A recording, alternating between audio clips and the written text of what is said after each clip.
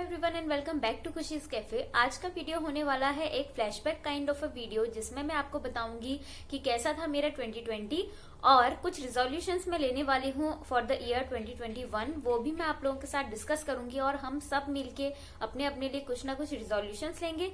लेकिन उससे पहले मैंने अपने चैनल के लिए क्रिएट किया है एक छोटा सा इंट्रो, वो आप देख लीजिए, फिर हम स्टार्ट करते हैं।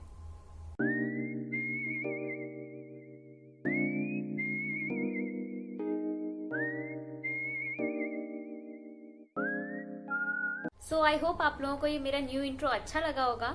और चलिए अब स्टार्ट करते हैं अपनी वीडियो को। तो ये मेरा 2020 जो ईयर है ये बहुत बहुत डिफरेंट है अब तक की मेरी पूरी लाइफ या फिर मैरिड लाइफ से बोल लीजिए, क्योंकि जब ये ईयर शुरू हुआ तब मेरी बहुत ज्यादा तबीयत खराब हो गई, प्लस मेरे हस्बैंड का ट्रांसफर आ चुका था और ट्रांसफर ऑर्डर आने के बाद में माइंड और जिंदगी एकदम उथल पुथल हो गई। कैसे करना है, क्या करना है, कुछ समझ नहीं आ रहा था और बहुत कंफ्यूजन था।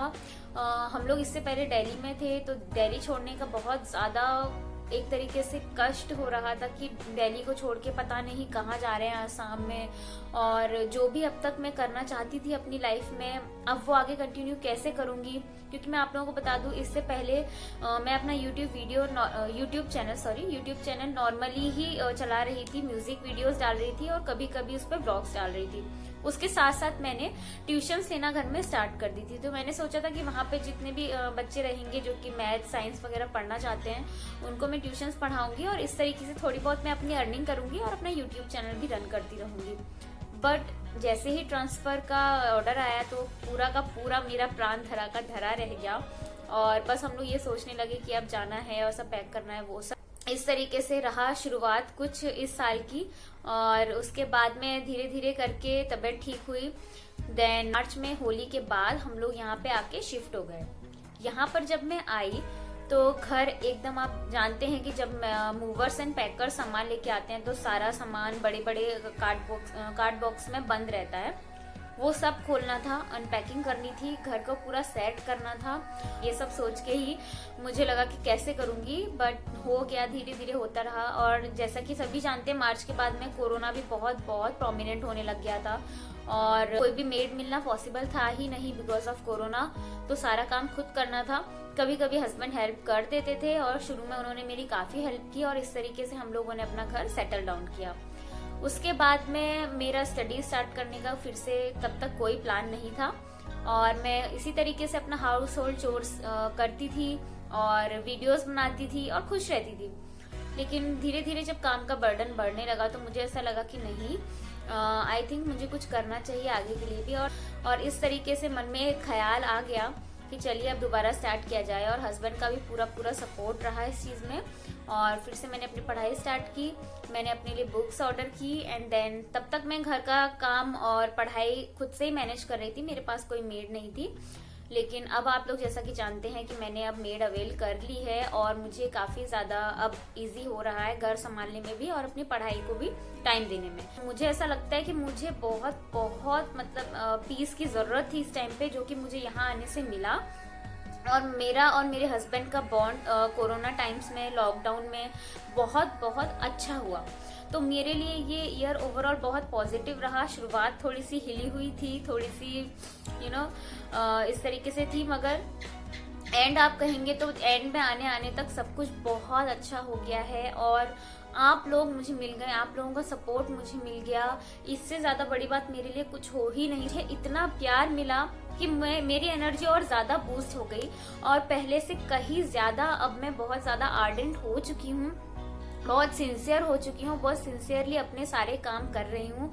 क्योंकि मेरे साथ अब आप लोग भी हो और आप लोगों के साथ मैं हूँ, तो आप लोग भी इसी तरह से लगे रहिए और अपनी लाइफ में कुछ ना कुछ करते रहिए। बिल्कुल भी डिप्रेस मत होइए। कभी कभी होता है कि अप्स एंड डाउन्स आते हैं और पढ़ाई के लिए मैं स्पेशली बोलूँ तो कभी हम पढ़ पाते हैं, कभी नहीं भी पढ़ पाते हैं, तो उसके लिए खुद को दोष मत दीजिए। किसी भी चीज के लिए खुद को दोष मत दीजिए, बस प्रॉपर प्लानिंग से चलिए।